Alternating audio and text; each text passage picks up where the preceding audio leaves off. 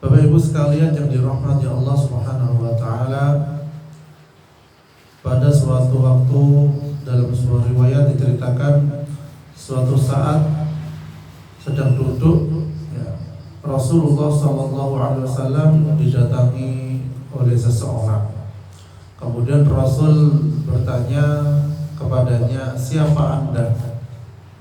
Ia pun menjawab, iblis.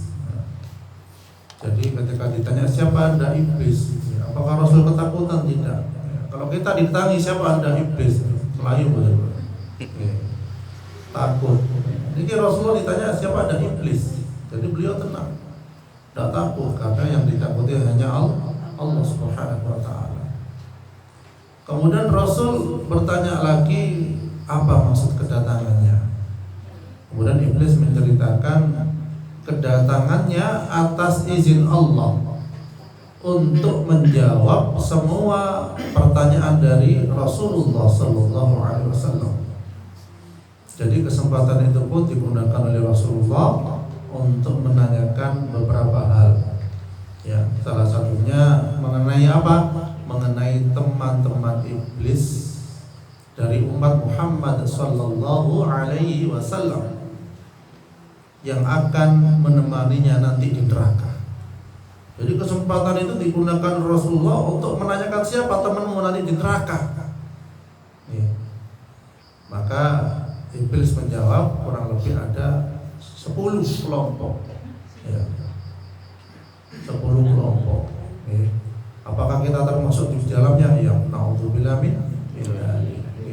Siapa saja 10 kelompok temannya iblis di neraka itu? Yang pertama adalah apa Bu? Oh, okay. Hakimun zair, hakim yang curang. Hakim yang curang. Jadi maksudnya adalah seorang hakim yang berlaku tidak adil dalam menegakkan hukum, ia menetapkan tidak semestinya. Sani kata mboten hakim sing mboten adil nggih. Oh, kata no banyak. Kata lan banyak nggih. Campur Pak nggih. Kata banyak, banyak, akeh. Saking banyake. Memang katakanlah ketika seorang hakim disogok tidak berlaku adil, uangnya banyak, hartanya melimpah, tetapi di akhirat naudzubillah termasuk yang rugi sekali karena berteman dengan siapa? Iblis. Iblis. Wis hukumannya cok akeh, 10 tahun naik, misalnya 5 tahun naik, harusnya 20 tahun. Ya. Sebaliknya yang tidak bersalah dihukum 20 tahun, 18 tahun. Nah, ini naudzubillah min dzalik. Tak hanya hakim, siapapun dia yang berlaku untuk mengadili suatu perkara, ya itu termasuk dia kalau tidak adil menjadikan dia masuk neraka bersama iblis. Entah itu pemimpin, entah itu aparat, siapapun dia yang mengadili suatu perkara tidak adil, temannya iblis di neraka. Setuju dengan setuju di hati, setuju tak setuju tetap berlaku. Kemudian yang kedua adalah temannya iblis siapa? Ghaniyun mutakabbir, orang kaya yang sombong. Ya, ia begitu bangga dengan kekayaannya dan enggan mendermakan untuk masyarakat yang membutuhkan. Jadi dia menganggapnya, oh kita toko awakku dhewe dari usahaku sendiri. Ya, hal seperti ini disampaikan siapa oleh Qarun. Masih sampai berbudak-budak, kuncine sampai dibetok jeneng onta. Ya. Saking banyaknya. Ya. Kemudian yang ketiga adalah tajirun khain, pedagang yang berkhianat. Ya. Ia melakukan penipuan baik dalam hal kualitas barang yang diperdagangkan maupun mengurangi timbangan. Ya.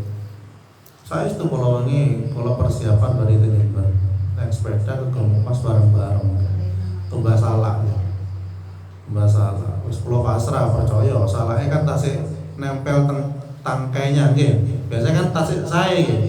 Tasik api. Ya, ternyata apa baru ditimbang dimakan di dalam mobil, banyak yang busuk. Harusnya mereka paham kan, ini yang busuk, ini yang tidak busuk. Lagi, kalau saya teko kadang-kadang busuk, tak kasihkan satu dompol nemuin makan, nggak ngerti lah busuk semua. Ya Allah. Jadi itu pedagang yang berkhianat, tidak barokah, naudzubillah min dzalik. Semoga Allah ingatkan ya. Jadi seperti itu. Dan dalam maklar ya, maklar nopo mawon ya, makan kenyang lari biasanya. Sampai saking pegelit yang teng maklar itu dijuluki makan kenyang lari. Padahal dari azab Allah nggak akan pernah bisa lari kalau dia nggak jujur, kalau berkhianat. Gimana betul? Harus berbicara apa adanya tentang suatu kondisi barang, kendaraan, makanan. Nah, itu yang penting itu. Kemudian selanjutnya yang keempat adalah teman iblis adalah siapa? Syaribul khamr lah, yang terus ibu apa? Orang yang meminum khamr. Jadi minum minuman apapun yang memabukkan, ia termasuk khamr ya. Arak, wine, whisky atau minuman yang lainnya. Lo kok apal? Ya cuma ngocok ya.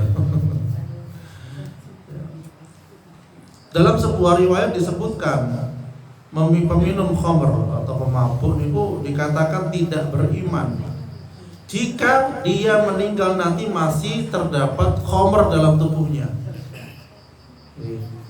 Jadi tidak beriman jika dia masih minum khamr, mari minum mati. Nah, ini perlu dikatakan tidak beriman. Khawatir su'ul khatimah. Kemudian temannya iblis yang kelima, apa Bu? Sinten? Mungkin semerap. Tukang apa? Tukang fitnah, tukang bohong. Tukang fitnah.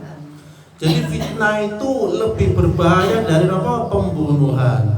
Al-fitnatu asyaddu minal qatl. Diulangi dalam Al-Quran lagi. Al-fitnatu akbaru minal qatl. Jadi fitnah itu lebih besar daripada pembunuhan. Jadi lek mateni tiyang niku cepet langsung mati. Lah lek fitnah difitnah ngene, difitnah ngono, akhirnya matine ngenes. Kalau loro hati. Bisa juga pembunuhan karakter seseorang. Itu calon presiden elek ini, uang Arab-Araban ini, khawatir fitnah ini, kok terjadi teroris Indonesia lah, ini kok fitnah. Misalnya contohnya ngoten niku contoh ibu ge. Nah, jangan lek milih presiden mangke boten angsal milih kali, milih setunggal. Nggih mboten. Lek milih kali kada sah suarane nggih. Kali kampanye. Oke, nyoblos sekali kan boten angsal nggih. Nyoblosnya setunggal. Oke. Ya Pak Anton. Golongan loro ndak sah. Oh, jenengan lek tengeri ki manut Ustaz Nurdin mawon. Nggih. Terus pasrah Ustaz, sapa sing bener tak pilih. Ngoten Pak, pasrah pun. Lek gelem diimami kudu pasrah jenengan. Mau imami amin, amin. Lah boten angsal.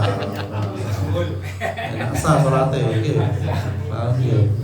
Pokoknya kiai ini dengar lagi Ustaz Nurdin bilang A, ngomong ayo amin. Amin. Amin. Amin sedaya. So terkabul. Oke. Kemudian selanjutnya, fitnah ini memang lisan ringan diucapkan, tapi ternyata banyak orang yang rugi di akhirat karena lisannya. Banyak orang yang bangkrut di akhirat karena lisannya. Dan orang yang menjaga lisannya ternyata juga banyak yang bisa masuk ke surganya Allah. Lek boten saged ngomong baik, lebih baik diam. Qul khairan au liyasmut. Katakan yang baik atau lebih baik diam. Nah, diam banyak selamatnya insyaallah. Kemudian selanjutnya yang keenam adalah sahibul arya. Ya Allah, orang yang suka memamerkan diri. Nah, betul, memamerkan kebaikannya. Mereka selalu ingin menunjukkan kehebatan dirinya. Oh, aku loh, rendah aku. Nah, aku udah iso ini. Jadi menunjukkan amalannya itu kathah. jenenge setan itu masuk teng pundi-pundi saestu. Uang sing gak ada mobil saya misalnya Fortuner ketika ngelewati mobil sing elek ape anekku. Nah, ngoten. Nggih mboten. Saestu. Lho masuk mobil sing biasa-biasa, aku ngene iki lho sawahku akeh. Iku paling motor cuma iku tok. Ngoten saged.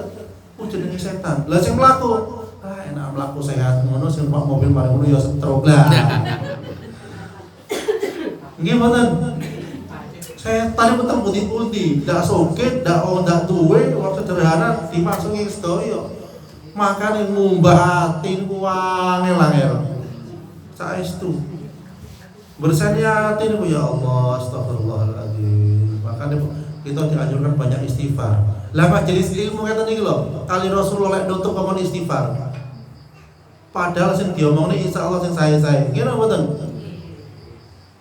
Karena kok disuruh baca istighfar supados dosa-dosane dalam majelis ilmu dihapus dengan baca apa? Subhanakallahumma wa bihamdika asyhadu an la ilaha illa anta astaghfiruka wa atubu ilaik. Terakhir, astaghfiruka, saya mohon ampun kepadamu ya Allah dan saya bertobat. Kan ngoten doane niki wae. Lah nggih majelis ilmu. Lah paling majelis itu nih kondangan, poleman, wah isine lambe tok iki kowe. Iku lho yo, sampe putri jajan ngomong iku lho ngono kok kaya ngene wah. Itu ingin ngoten. Lah iku lho utangi sak akeh mas-masane kok berat. Wes, akeh wis. Lah jajane diwaosaken fitnah ghibah ngoten niku akeh sing mangan kok langsung enak awak. Jadi ngoten. Kemudian selanjutnya adalah nomor berapa? 7 nih. Orang yang memakan harta anak yatim berarti sumbangan. Anak yatim mangan tahu tempe, sing narik sumbangan, woi panitia kayak sate kambing guling, semacam-macam. Berarti ya, anak yatim keselak tempe ya, panitia keselak dasi wedhus lah.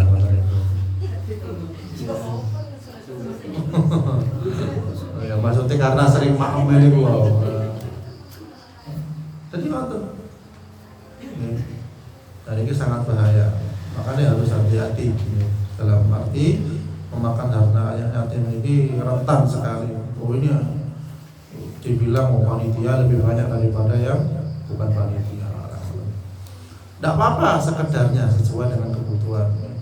Kemudian yang ke-8 adalah orang yang meringankan sholat, ya maksudnya ngeremehno sholat. Sholat itu wajib, tapi karena diremehna, itu seakan-akan hal yang biasa, bahkan lalai. Jadi dari sholat pun kita sakit mengejar kekhusyuan, tapi jadinya setan bayang-bayang itu, kayak Allah, imam itu durung moro, napa durung mantun maca Al-Fatihah wis kelingan. Waduh, aku berangkat sholat mau turun tak tutup, mau kucing, ada misalnya ini. Jadi ngoten. Berarti memang sengaja untuk diganggu sholatnya tidak khusyuk. Bagaimana cara khusyuk? Ya hilangkan semua itu, kemudian fokus kepada Allah dan sholat pun cepat-cepat. Sakit sholatnya pun cepat-cepat. Subhana rabbiyal a'la wa bihamdihi. Subhana rabbiyal a'la wa bihamdihi. Alon-alon. Ya, karena lek cepat-cepat tidak sah sholatnya. Karena sholat itu menghadap Allah Subhanahu wa ta'ala, harus istimewa, spesial. Lek sakit nggih baju pakaiannya nggih spesial. Terus mari kena iler, mari ke turu lungset karuan ke sholat Allah. Ya biar ada khusyuk. Kemudian selanjutnya adalah yang ke-9, orang yang enggan membayar zakat. Jadi merasa besar, merasa berat untuk membayar zakat. Karena apa? Ya, ketika orang sudah mendapatkan sesuatu untuk mengeluarkan itu setan bodoh, kocok wis. Emang kalau duitmu, lah ngoten niku. Tapi alhamdulillah tentang ini kompak sedaya nggih, ibu bapak-bapaknya. Makanan pun sedia, tempatnya masya Allah istimewa, jamaah insya Allah khusus soleh dan soleha. Amin ya rabbal alamin. Yang terakhir adalah teman iblis niku sinten? Yaitu panjang angan-angan. Ndak berbuat baik, panjang angan-angan. Akhirnya nopo oleh panjang angan-angan itu andai kata ya teman. Andai kata menang togel, akhirnya terus. Saat ini game online itu ada korbannya game miliaran. Teng daerah pulau terus saya pembiayaan pulau itu sampai berapa miliar, pengusaha tebu atau kejeblok. Nah, untuk bilang ini, ada perusahaan bis pun juga pernah kejeblok. Punya 100-200 bis gimana ya? Ada yang kena karena game online miliaran kayak itu. Jangan ngoten itu. Karena apa? Panjang angan-angan, andai kata. Nah, jadi perlu diketahui bahwasanya nikmat itu adalah rasa syukur. Orang yang kaya hati itu adalah rasa syukur. Kalau perlu diingat, kita dipersiapkan masuk lubang 1 kali 2 niku, itu persiapannya adalah rasa syukur. Hamas masuk terowongan itu kalau tidak ada rasa syukur, kalau hatinya nggak lapang, nggak akan betah di terowongan. Jadi waktu dulu kalau kepada yang Palestina asli dhuwur ganteng putih, wis masya Allah. Hafal Al-Quran 30 juz kapan ditanya? Mulai kecil. Mulai saya imaman kata mulai kecil pokoknya. Terus hafal 10 qiraah. Macam-macam bacaan Al-Quran. Terus macam-macam, masya Allah. Suaranya lumayan enak. Dan piyambaknya walaupun seperti itu kayak orang nggak susah nonton gitu.